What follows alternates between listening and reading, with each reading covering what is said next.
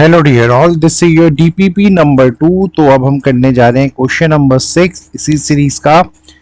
Starting के 5 questions आपने देख लिए थे, आज हम और 5 क्वेश्चंस को करते हैं। तो देखिए पहले क्वेश्चन में आपसे वो क्या बोलता है, एक्स स्क्वायर प्लस के एक्स प्लस 6 अगर एक्स प्लस 2 और एक्स प्लस 3 के इक्वल है तो यहाँ पे के का वैल्यू क्या होगा।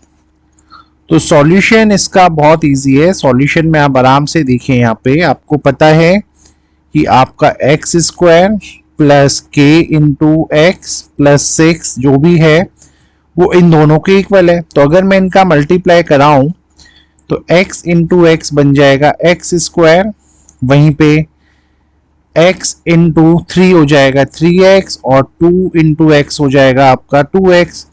तो 3x और 2x बन जाएगा 5x, है ना। और 2 इंटू 3 आपको मिल जाएगा यहाँ प्लस का 6। तो जब आपने इनका मल्टीप्लाई कराया होता तो आप इस स्टेप में यहाँ पहुंच जाते। अब आप कंपेयर करके देखो, दोनों इक्वेशंस अगर एक दूसरे के ऊपर हैं तो एक्स स्क्वायर से एक्स स्क्वायर गया, 6 से 6 कैंसिल हुआ, ठीक है। तो यहाँ पे k इंटू एक्स जो भी है वो यहाँ 5x के इक्वल होगा, ठीक है। x से x फर्दर कैंसिल हुआ तो k का वैल्यू जो आपके पास आया वो आया यहाँ पे 5। So with this way this question is done. तो ऑप्शन सी था आपका आंसर, ठीक है। अब चलते हैं 7 क्वेश्चन में। अब ये 7 क्वेश्चन हमने जो निकाला है ये एनसीईआरटी से ही निकाला गया हुआ क्वेश्चन है और आपके टेस्ट में पूछा भी गया था। तो आपको इसमें क्या करना होता है, आपको इसमें आरएचएस को सॉल्व करना होता है, ठीक है। तो यहाँ पे क्या होता है, देखो A cube plus B cube plus A cube minus 3abc का एक आइडेंटिटी होता है ना।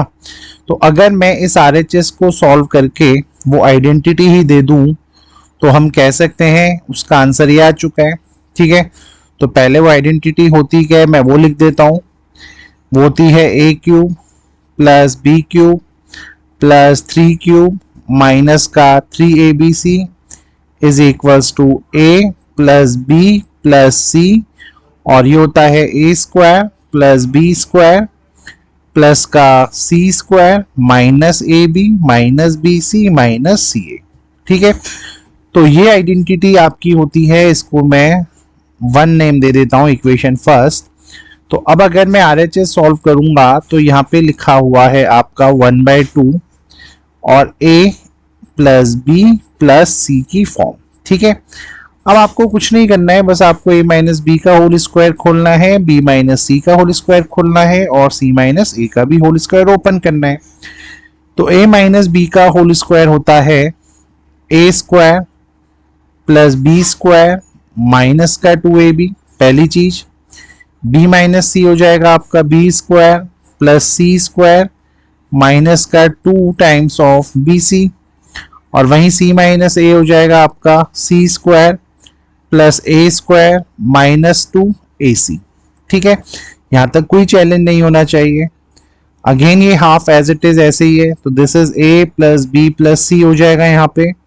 अब देखिए ए स्क्वायर यहाँ पे भी है, ए स्क्वायर यहाँ पे भी है, दोनों ए स्क्वायर को अगर आप प्लस कर दें तो ये 2a स्क्वायर हो जाएगा। सेम वे बी स्क्वायर इधर भी है, बी स्क्वायर इधर भी है, दोनों का एडिशन होके 2b स्क्वायर हो जाएगा, ठीक है।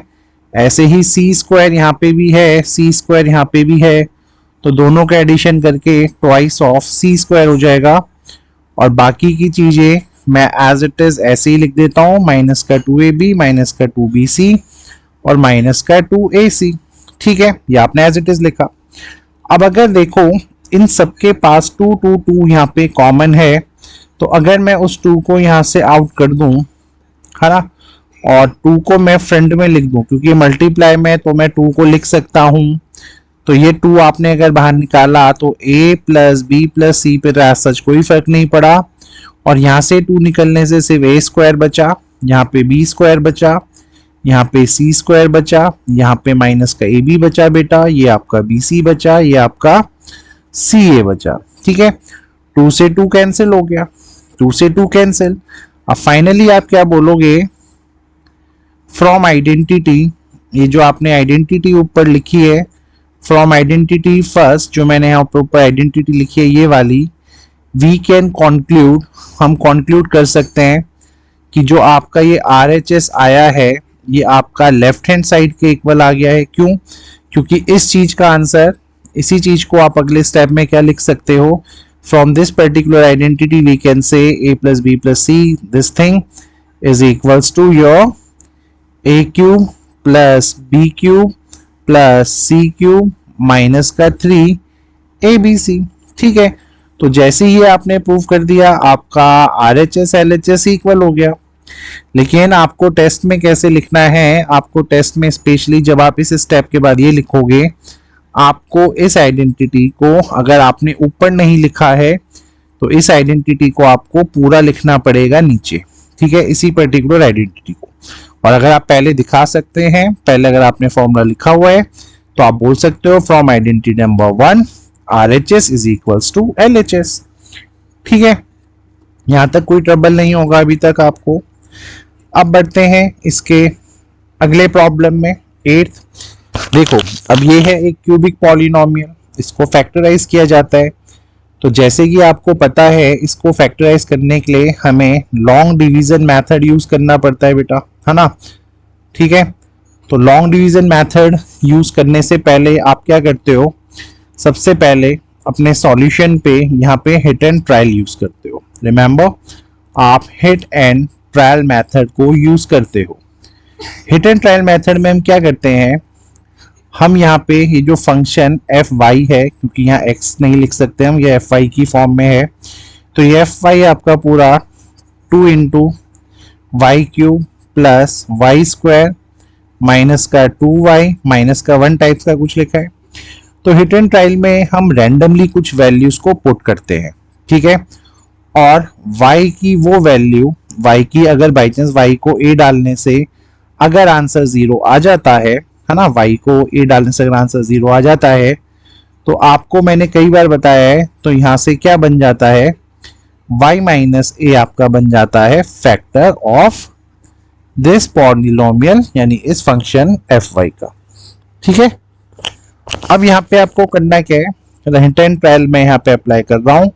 तो सबसे पहले मैं यहाँ पे पुट करूंगा y को लेट से 1 पुट करके देखते हैं। चलिए, तो जब आपने इस फंक्शन में y को 1 रखा तो ये बना आपका 2 इंटू 1 क्यूब, ये बना आपका 1 का स्क्वायर, ये बना 2 into 1 and this is -1।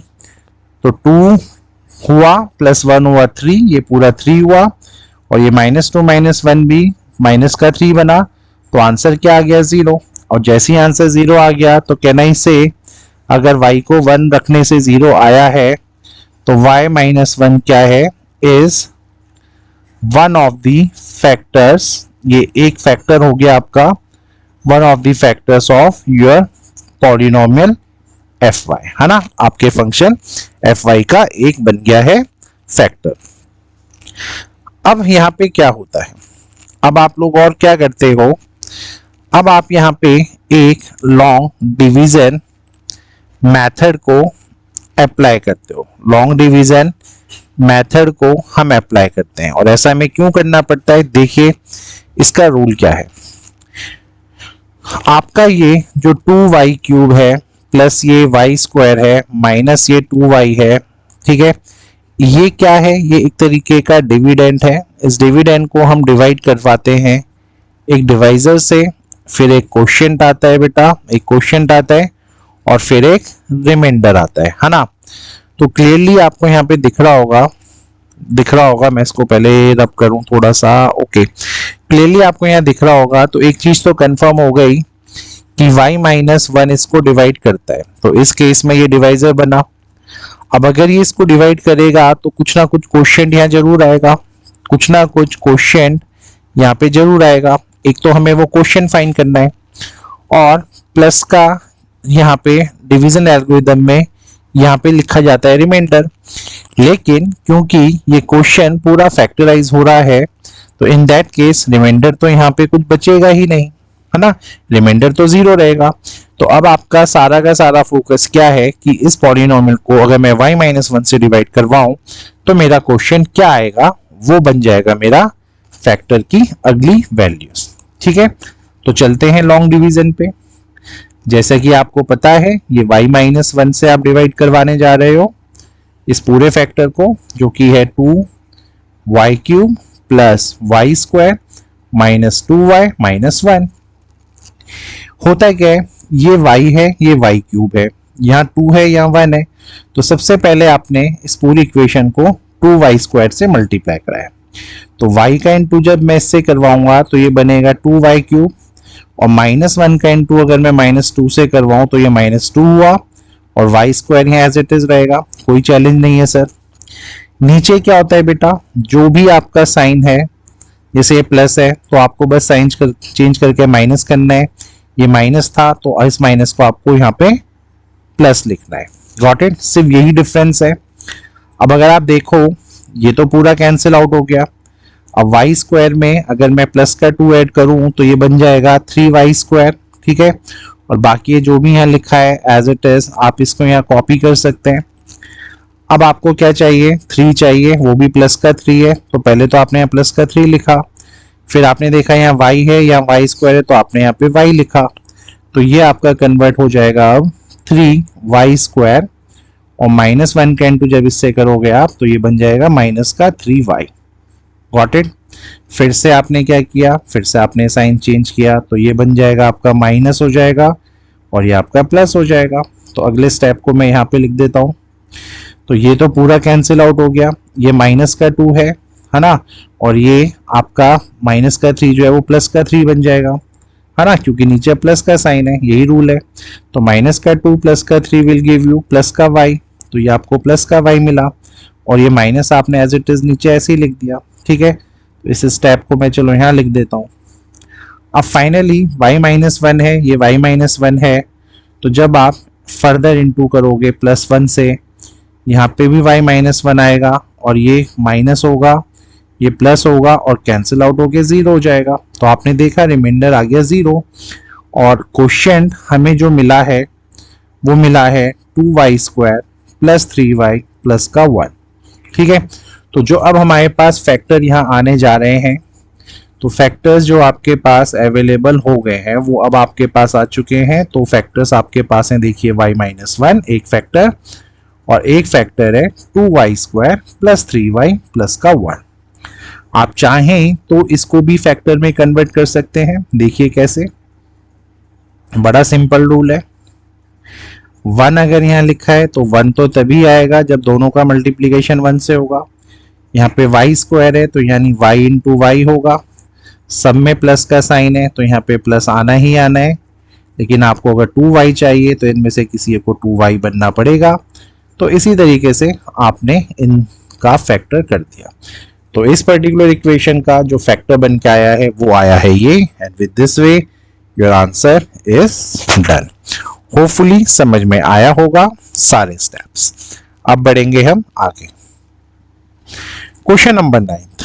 Question number 9 आपसे क्या कहता है, अगर x-2 या x-1/2 फैक्टर्स हैं इस पर्टिकुलर चीज के, तो भाई p और r को इक्वल करना है। बहुत इजी क्वेश्चन है यार। अगर ये इसका फैक्टर है तो क्लियरली पहले हम x-2 की बात करते हैं, तो x-2 का उल्टा क्या हो जाएगा, x = 2। तो यानी जब आप इस फंक्शन में 2 डालेंगे x की जगह और अगर वो इसका फैक्टर है तो फैक्टर का आंसर क्या आएगा, 0, ये आपको पता है ना। तो चलिए देखते हैं 2 डाल के यहाँ पे। तो जब आप यहाँ x की जगह 2 पुट करते इधर तो ये बन जाता आपका 4p, है ना, 2 का स्क्वायर 4। यहाँ पे डालते आप तो ये बन जाता 10 और ये बन जाता प्लस का 4 प्लस का r। तो 2 डालने से यहाँ पे ये बन जाएगा आपका 4p प्लस 10 प्लस का r is equals to 0। This is your equation first. और वहीं जब मैं फंक्शन में x की जगह डालता 1/2 तो भी आंसर 0 आना था, क्योंकि फैक्टर तो ये भी है यार। आप ये आपने पीछे देखा है कि जब आपका फैक्टर निकल के आता है तो उसका आंसर हमेशा 0 आता है फंक्शन का। यही लॉजिक हम यहाँ चला रहे हैं। तो जब आपने x को 1/2 डाला होता तो ये हो जाता p/4, ये हो जाता 5/2 और ये हो जाता आपका r। अगर मैं यहाँ पे इस चीज को लिखूं तो this is p/4, this is 5/2 and this is plus का r इज इक्वल्स टू 0। कोई चैलेंज नहीं है। सर अगर मैं यहाँ एलसीएम लूं तो 4 2 और ये 1 अगर यहाँ है तो इनका एलसीएम होता है 4, तो ये p ऐसे ही रहेगा। 5 × 2 बन जाएगा आपका 10 और 4 × 1 यानी 4r बन जाएगा ऊपर इज इक्वल्स टू 0। अगर मैं इस 4 को यहाँ ले जाऊं तो आपको पता है 0 × 4 विल गिव मी 0, तो कहीं ना कहीं जो मेरे पास सेकंड इक्वेशन आएगा वो आएगा p + 10 प्लस का 4r is equals to 0 and this is my equation number 2।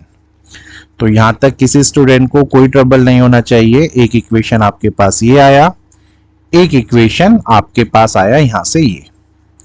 Answer में आपको p और r चाहिए, ये 10 वैन नहीं चाहिए, है ना। तो सिंपल सा लॉजिक है। अब इस इक्वेशन को मैं क्या करता हूं, अगर हम देखें ढंग से तो दोनों 0 के इक्वल है, तो कैन वी से from equation 1 and equation 2, equation 1 और 2 के हिसाब से आपका ये जो 4p है प्लस का 10 है प्लस का जो r है वो यहाँ पे p + 10 + 4r के इक्वल होगा। 10 से 10 कैंसिल, ये p अगर यहाँ स्विच करेगा तो ये माइनस का p हो जाएगा और 4 में से अगर 1 चला गया तो क्या मिला 3p। सेम वे ये जब r इधर जाएगा तो माइनस का r हो जाएगा, 4 में से r गया तो क्या बना ये 3r और कहीं ना कहीं हमें क्या मिल गया p is equals to r। Got it. And यही हमें अपने आंसर में चाहिए था। सो होपफुली ये पार्ट भी आपको क्लियर हुआ होगा। अब बढ़ेंगे नेक्स्ट पार्ट में, that is your 10th part.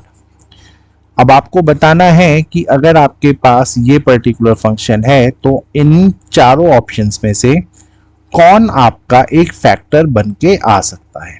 ठीक है, बहुत इजी है। देखिए इसमें है क्या, 25x² - 1 ऐसा ही है, इसको ऐसे ही रहने दीजिए, कोई ट्रबल नहीं है। ये आप देखो तो ये तो a + b का होल स्क्वायर का फॉर्मूला है ना, जो कि क्या होता है a² + b² प्लस का 2ab। तो ऐसी अगर मैं यहाँ पे इस फॉर्मूले को रिलेट करूं तो 1 का स्क्वायर होता है बेटा 1, ब्रैकेट लगाना कभी मत भूलना, और b² क्या होगा यानी 5x का होल स्क्वायर, तो 5 का स्क्वायर होता है 25, x का स्क्वायर हो जाएगा x², और देन वी है प्लस का 2ab यानी 2 × 1 × b। तो सिंपल सी बात है, 2 × 1 2, 2 × 5 is 10, तो ये बन जाएगा आपका 10x। यहां तक बताइए किसी को कोई डाउट है तो। अब ये -1 ये +1 है, ठीक है, तो -1 और +1 कैंसिल हो गया। अब 25 भी प्लस, ये 25 भी प्लस, तो ये प्लस होके क्या हो जाएगा 50x², कोई चैलेंज नहीं, और प्लस का 10x आपके पास ऐसे ही बचेगा। ठीक है, अब फैक्टर करने के लिए क्या है, अभी तक तो कोई ऑप्शन है नहीं मार्केट में। आप नोटिस करिएगा इस इक्वेशन से, इस पर्टिकुलर पॉलिनोमियल एक्सप्रेशन से 10x कॉमन आएगा तो अंदर क्या बचेगा 5x प्लस का 1। ठीक है, तो now we have few factors for you. पहला फैक्टर है आपके पास 10x, दूसरा फैक्टर है आपके पास 5x + 1। ये दोनों के दोनों जो अवेलेबल हैं ये आपके फैक्टर्स ही हैं बेटा। ठीक है, बट ऑप्शन में हमें क्या मिला है 10x, तो 10x मिला है तो ठीक है सर 10x को ही टिक कर देते हैं, क्योंकि आंसर तो दोनों है लेकिन जो आपको मिलेगा आप उसी को पिक करोगे। तो यहीं से आपको पता चलता है कि जो आपका ऑप्शन नंबर डी है वो बन जाता है आपका आंसर। सो होपफुली आपको ये सारे क्वेश्चंस क्लियर होंगे। फिर भी कोई डाउट है then you can ask me. Thank you.